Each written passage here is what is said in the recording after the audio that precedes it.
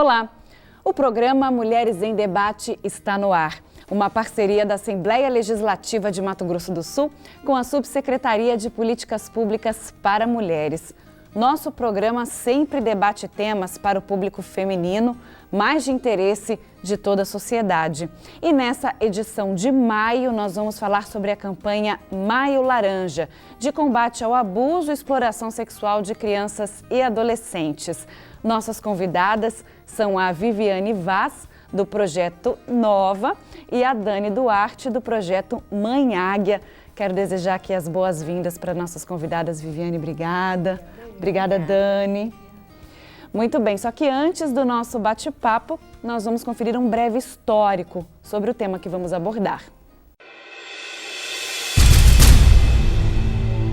Em 18 de maio de 1973, uma menina de 8 anos de idade, chamada Araceli, foi sequestrada, drogada, violentada sexualmente e assassinada na cidade de Vitória, capital do Espírito Santo.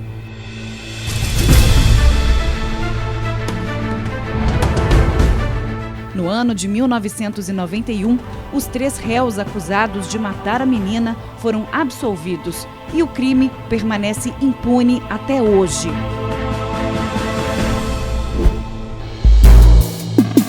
Como forma de chamar atenção para a urgência de se combater o abuso e a exploração sexual comercial de crianças e adolescentes no Brasil, foi criado o Dia Nacional de Combate ao Abuso, Exploração Sexual e Comercial de Crianças e Adolescentes.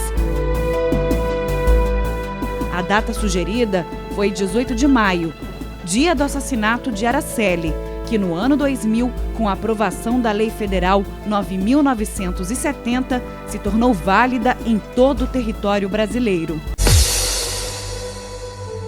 Desde então, todos os anos, várias entidades, instituições públicas e privadas realizam ações de reflexão e sensibilização para a importância de proteger as crianças e adolescentes do abuso e exploração sexual. O símbolo da campanha é uma flor de cor laranja, como forma de recordação dos desenhos feitos na infância e lembrança da delicadeza e da necessidade de cuidado e proteção. Tendo a cor laranja presente no slogan e no símbolo da campanha, o mês de maio ficou conhecido como Maio Laranja.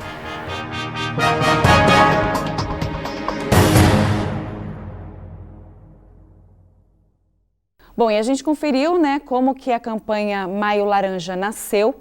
Nasceu, obviamente, de uma situação, uma história muito triste, que ocorreu no Brasil.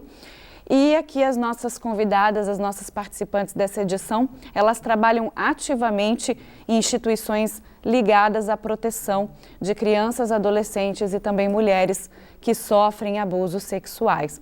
Eu vou começar conversando com a Dani, que é do Projeto Mãe Águia, para falar um pouquinho sobre como é que nasceu essa iniciativa, qual que é a importância, de trabalhar nesse segmento. Eu acredito que seja um desafio muito grande. Muito, Lívia.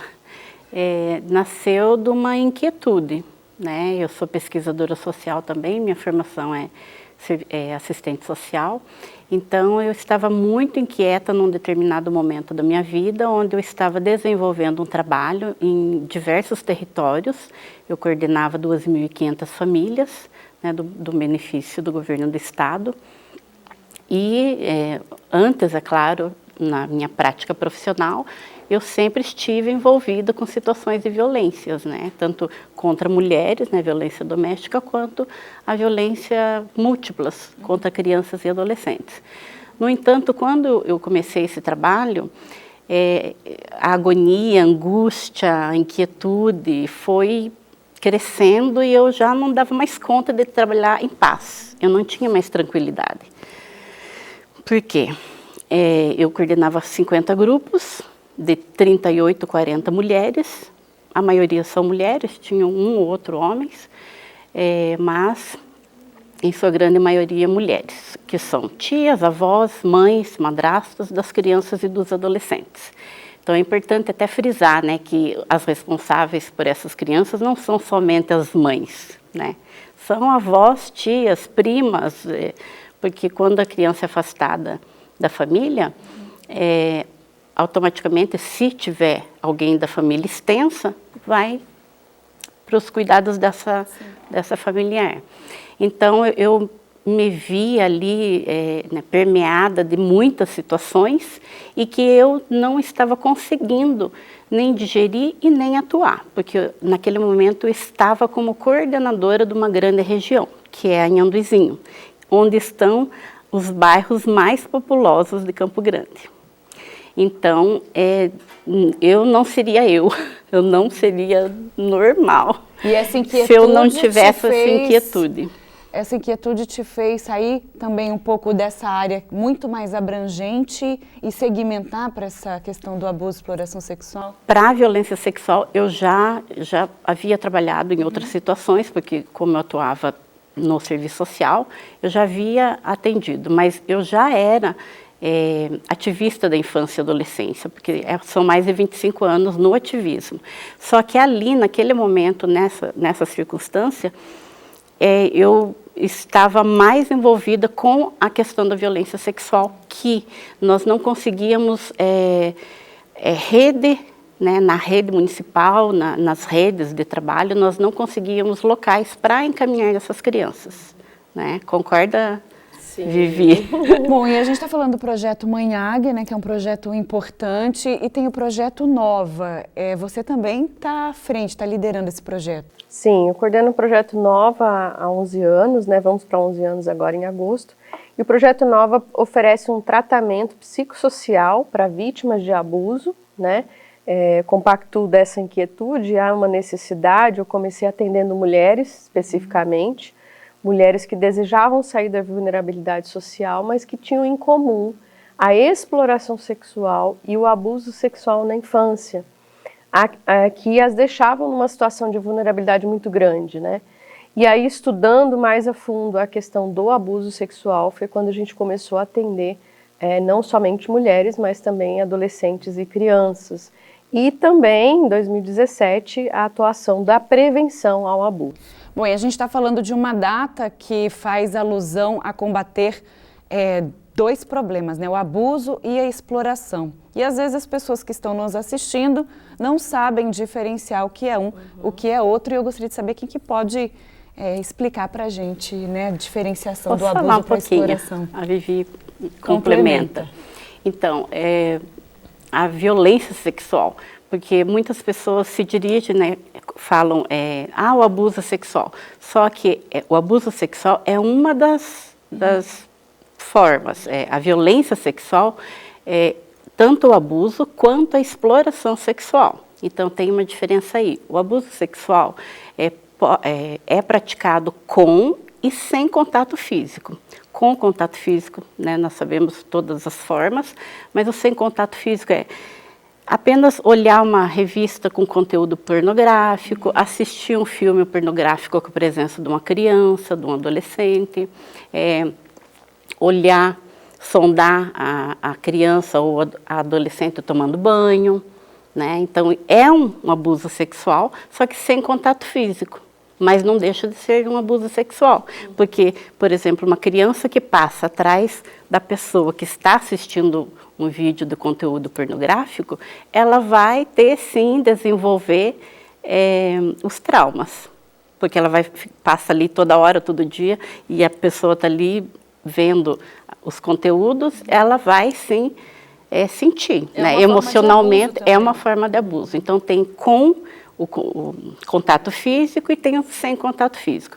Já a exploração sexual é a comercialização do corpo, né, da criança, da adolescente. E aí que não necessariamente é com dinheiro, né, Não Dani? necessariamente, exatamente. Às vezes com aluguel, com celular, básica, exatamente, o celular. Eu mesmo atendi casos de, assim, uma bala, um doce, R$2. R$2. Para deixar tocar. E para deixar tocar, para fazer sexo oral, né? Para fazer também. E normalmente quem que submete nessas vítimas a esse tipo de abuso ou exploração sexual? São pessoas próximas? Sim, 85% dos casos, né, isso é a estatística que diz o Fórum da Segurança Pública, 85% dos casos era no ambiente familiar. Então, raramente, né, menos de 15% eram desconhecidos. Então, o próprio núcleo familiar favorece essa questão, tanto do abuso quanto da exploração sexual. E, em geral, mais de 50% dos casos é dentro da casa da vítima, né, na casa da própria vítima. E a gente tem um tabu em relação a isso, porque acha que quem é perigoso é quem está lá fora. Mas muitas vezes o ambiente mais inseguro para a criança e para o adolescente é dentro da própria casa. E aí, Lívia, só para complementar, pegar o gancho, eu tenho uma amiga conselheira tutelar e quando ela saía fazer palestras comigo, né, ela sempre falava: mãe, tia, avó, pai, quando vocês saem de casa e falam, Maria, Pedro, não abram a porta para nenhum estranho. Só que o vizinho não é estranho, né? Tio, um tio primo, mais avô. de longe não é estranho. Então, infelizmente, são todos esses cuidados. Bom, e Dani, você contou pra gente esse relato, e como é que as histórias chegam até vocês? Como é que essas denúncias, essas vítimas chegam? Como é que para vocês começarem a trabalhar com elas? Então, após 8 anos de Movimento Mãe Águia, né, eu fiz uma reflexão esses dias, alguém me perguntou e eu pensei que, no máximo, 3 famílias chegaram por demanda espontânea, ou seja, de vontade própria. Porque quem encaminha esses casos para nós são a 33ª, que é a promotoria, a vara da infância, né, da juventude e do idoso, todos os conselhos tutelares de Campo Grande, porque embora nós estejamos no meio das regiões Bandeira e Anhanduizinho, nós atendemos crianças lá do norte também, Lagoa, todas as regiões. Então, elas chegam através do encaminhamento e, particularmente, eu fiz questão de ter essa conversa com as autoridades, com os profissionais da rede que nos encaminham, para que fosse realmente por escrito. Por quê? Porque nós não temos dados estatísticos, né? Então, dados específicos na área da violência sexual, nós não temos, estamos criando, né? Então, temos, mas assim, contra a criança. Aí, tem os dados lá, física, psicológica, mas especificamente, olha, Mãe Águia atendeu 37 crianças, digamos, em 15 dias, né, 63 no mês. Nós temos esses dados, inclusive no mãeaguia.org.br,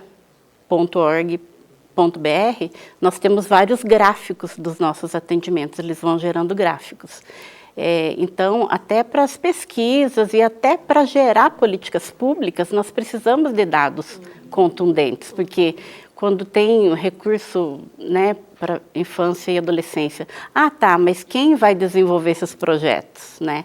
Então, nós temos sim, é muito importante, e nós, como técnicos, conhecemos essa importância de gerar os dados estatísticos. E é difícil trabalhar com uma vítima criança? Eu estava até comentando aqui nos bastidores que o adolescente ele tem um pouco mais de noção, né, do que está acontecendo, apesar de também ser uma vítima. Mas a criança ela é muito mais inocente. E como é que é trabalhar, né? Quais são as ações que vocês fazem com essa criança para conseguir tirar informações dela, para até tirar essas sequelas que esse abuso, que essa exploração pode deixar na vida dela? Legal. É importante, assim, em primeiro lugar, a gente trabalha muito com a família, né? Acredito que a Dani também. A gente precisa ter esse diálogo com a família. Então, principalmente no caso de crianças, é muito importante o papel da mãe, se possível, do pai, né? Presente no processo de tratamento. Então, lá no Projeto Nova, a gente faz um acompanhamento familiar, né? De fortalecimento de vínculo, de fazer com que essa mãe consiga ter um olhar diferenciado para essa criança. E no caso, uma diferença com as crianças e com os adolescentes, né, os adolescentes eles acabam tendo um sofrimento maior justamente por entender, né, e a criança ela tem um pouco mais de sintomas, né, então ela tem às vezes comportamentos diferentes e não necessariamente um sofrimento aparente. Quais seriam esses comportamentos? Às vezes de se machucar, de arrancar cabelo, arrancar cílios, né, se machucar, forçar vômito, fazer xixi na calça, nas roupas, dificuldade na aprendizagem. Muita dificuldade na aprendizagem. Isolamento social. Agressividade, né? Então, esse processo da criança, ela fica mais no campo do comportamento, né? Sim. Mas aí, no processo de tratamento, a gente precisa trazer uma ressignificação da infância para ela. Então, trabalhar de maneira lúdica, falar sobre alegria, falar sobre coisas boas, né? Trazer essa criança para ressignificar a vida dela, a história dela, porque aquele trauma não pode definir ela, quem ela é, né? Então, trazer essa ludicidade aí para a criança, para que a gente consiga tirá-la de uma situação. E é bem importante observar também que o fato da mãe ser presente, ter as atitudes que a gente orienta, de ir na rede, né, de fazer a denúncia, de levar para fazer o IML, o processo de tratamento, é a mãe que faz esse processo, a criança voa no tratamento. A criança que não tem esse acompanhamento familiar, ela tem um sofrimento maior, Sim. porque ela não se sente percebida pela família. E nós estávamos falando sobre a importância da participação da mãe no processo de recuperação no tratamento das vítimas, e foi outro tema que a gente abordou aqui nos bastidores, sobre a sociedade apontar a culpa, né, dos abusos sempre para a mãe, sempre para a mulher. E nem sempre é justo, né? Nós estávamos comentando que estatisticamente a maior parte dos abusadores são do vínculo das vítimas. E como é que fica o suporte para essas mães também? Fico imaginando a culpa que elas não sentem, né? Muitas demoram muito para identificar que tem um filho sendo abusado. Infelizmente nós vivemos numa sociedade ainda bem machista, né? Existe uma cultura muito grande do estupro, também a própria adolescente é culpabilizada desde sempre, porque a culpa do abuso foi dela. Ela que sentou no colo do tio, ela que sentou no colo do avô, ela que usou a sainha, o shortinho. Então já é uma cultura. Infelizmente, né, são várias lutas, né, dentro disso tudo, né? Mas as mães, não sei também como que a Vivi faz no Projeto Nova, mas nós fazemos, claro, o tratamento personalizado, né, através de um psicanalista, e eu como assistente social, nós temos outra assistente social, nós fazemos também o trabalho com as famílias. Então, particularmente com essas mulheres, eu desenvolvo um trabalho com o psicodrama. Então, há 2 anos atrás, eu fiz mais essa especialização, sou terapeuta também, para poder auxiliar mais neste processo. Porque elas chegavam lá muito abaladas, assustadas, não sabem nem o que fazer, para onde ir, né? E realmente lá no Mãe Águia, e acredito que também para o Nova, é a luz no fundo do túnel. Assim, quando o promotor chega a encaminhar a família para lá, quando a juíza encaminha, né? Então, assim, elas já se veem assim, nossa, é o fundo do túnel mesmo. Então, elas chegam super resistentes, né? Elas chegam assustadas, não sabem mais o que vão encontrar lá, porque já passaram pela rede. E o sentimento de culpa muito também, fragilizadas, muito grande, muito fragilizadas. De culpa é muito grande. E então, muitas vezes aconteceu com ela, sim. Aí ela se culpa mais ainda, né? Porque não conseguiu proteger perceber a mãe, a filha, né, a criança. Então, esse trabalho fortalece muito elas, sabe? E no caso dos agressores, né, desse agressor que é próximo, de um pai, de um tio, de um padrasto, um vizinho, um primo, vocês também trabalham com eles? Não. Já chegaram a fazer algum tipo de trabalho? Eu cheguei a iniciar. Ter algum contato para tentar entender o perfil psicológico. Eu tive assim, uma iniciativa, como nós somos protetores da infância e adolescência, é muito complicado para nós. Mas eu tive uma iniciativa justamente porque eu estava em curso do psicodrama e trouxe um psicólogo de São Paulo que faz o trabalho específico com os vitimizadores. Então, nós trouxemos, ele foi um sucesso, uma ação lá no Vovó Ziza, o nome dele é Musli Maher. Então foi maravilhoso porque os profissionais todos queriam entender um pouco mais disso, né? Então nós fizemos essa primeira conversa, essa primeira atuação para perceber que sim, eles também precisam de ajuda, mas não são todos que têm algum tipo de problema, algum tipo de transtorno, né? São outros fatores. Mas eles precisam sim, né? São seres humanos e acredito que as políticas públicas deveriam alcançá-los sim. Mas eu vejo assim nós ficamos assim muito mais envolvidas, claro, com a proteção da criança e do adolescente, que é frágil. A pergunta foi para entender assim, se existe um perfil, se esse abusador já foi abusado na infância, mas não existe perfil. Porque uma coisa que eu atendo lá, já atendi alguns casos e tenho estudado isso, que é a questão do adolescente que comete um ato sexual com outra criança. Então, a meu ver, né, ele está reproduzindo algo, ele é um adolescente ou uma criança, não tem muita noção do que é isso, e acaba reproduzindo. E aí, quando chega esse tipo de situação e é um adolescente que cometeu, eu peço para falar com esse adolescente que cometeu. Por que ele fez isso? E aí, geralmente, na história da criança e do adolescente, tem um histórico de abuso, ou de ver, ou de assistir, né? Ou de terem feito com ele. Essa é uma estatística. Só que ele é visto, para mim, né, para a ONG, como uma vítima também, e não como um abusador.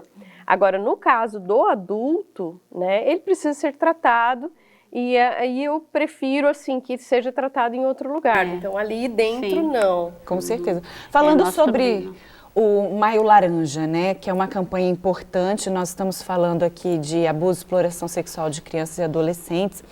Viviane, o mês de maio a gente acaba esgotando bastante o tema e passando o mês de maio a gente repara que as notícias nos sites, né, as notícias sempre muito tristes, né, chocam muito todo mundo.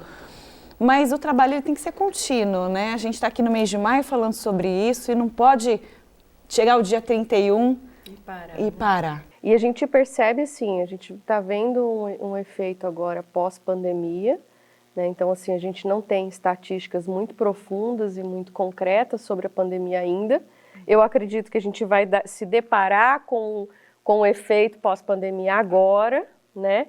Mas, e por isso que é importantíssimo entender que o processo de prevenção e de tratamento é contínuo, né? A pessoa ela não sara porque ela falou, ela não fica bem porque ela denunciou, ela se sente aliviada. Sim, mas é um longo processo para que ela consiga superar o trauma.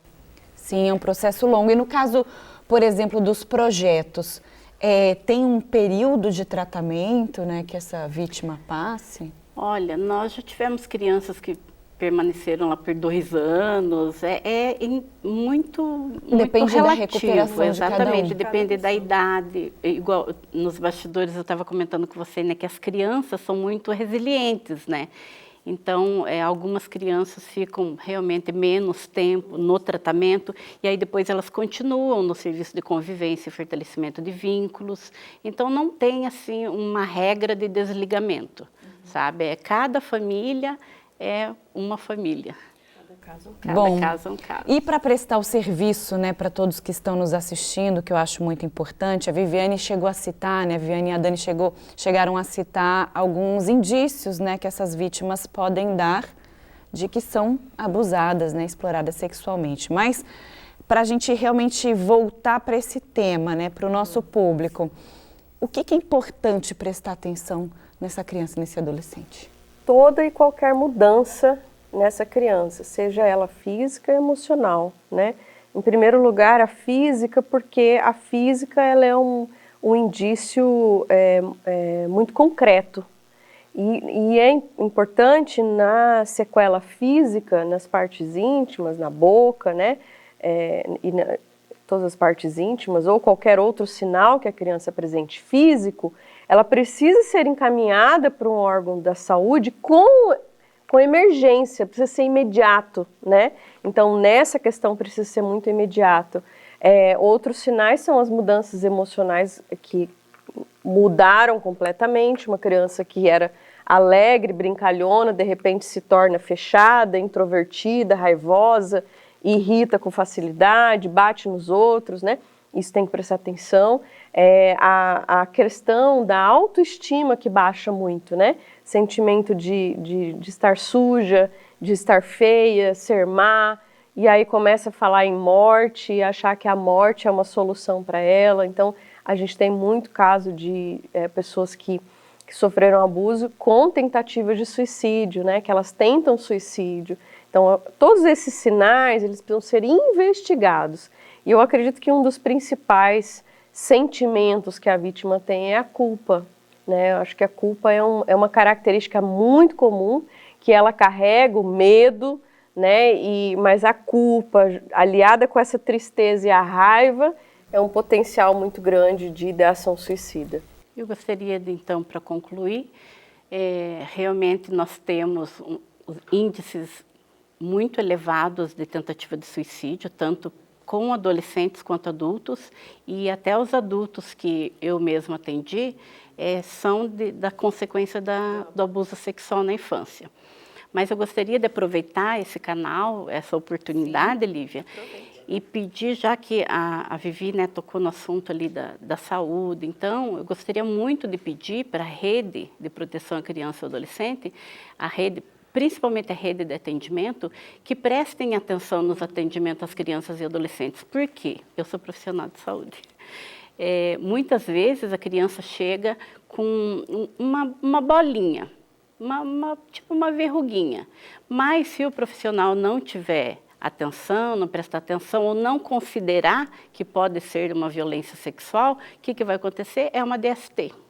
E aí vai agravar, a família vai ficar assustada, já não leva mais para o serviço médico. Então, é muito complicado. Isso é um exemplo. Outro, corrimento. Como que uma criança de 3, 4 anos apresenta corrimento? Eu já vi situações como essa. Sim, são sinais fisiológicos. Sinais fisiológicos. Então, são N fatores.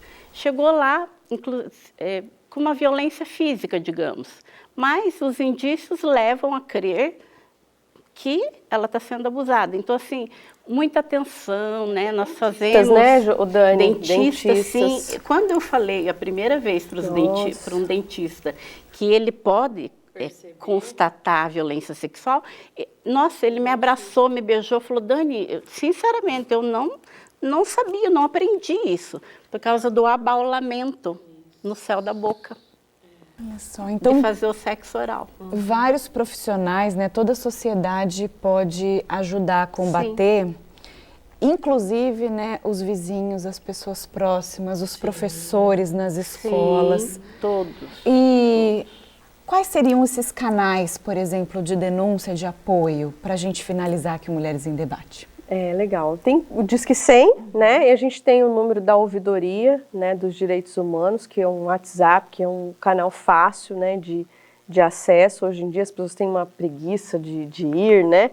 Mas o ideal é você procurar imediatamente ou direto à Delegacia da Criança e Adolescente ou direto ao Conselho Tutelar. Não tem outro caminho e a gente precisa perder esse medo de ir, porque nós estamos do lado do bem, a gente precisa intimidar o mal, não tem que ter medo de fazer a denúncia, não tem que ter medo de conversar. Desculpa te interromper, mas inclusive pode ser feito anônimo. Pode ser feito anônimo, muitas pessoas não têm sigilo. Esse conhecimento que posso ligar para o conselheiro anonimamente, então acaba não fazendo, ninguém denuncia, daí não há estatística, não há denúncia e pior, não há o atendimento para criança. E até o da rede pública, né, Dani? Ele pode também, ele está com medo da represália, conhece alguém, às vezes, não sei se isso aqui vai para o interior, mas as cidades do interior sofrem muito mais, porque todo mundo se conhece. Exatamente. Então, assim, a gente sempre instrui. Faz, então, se você tem medo de algum tipo de situação, faça a denúncia anônima, que o Ministério Público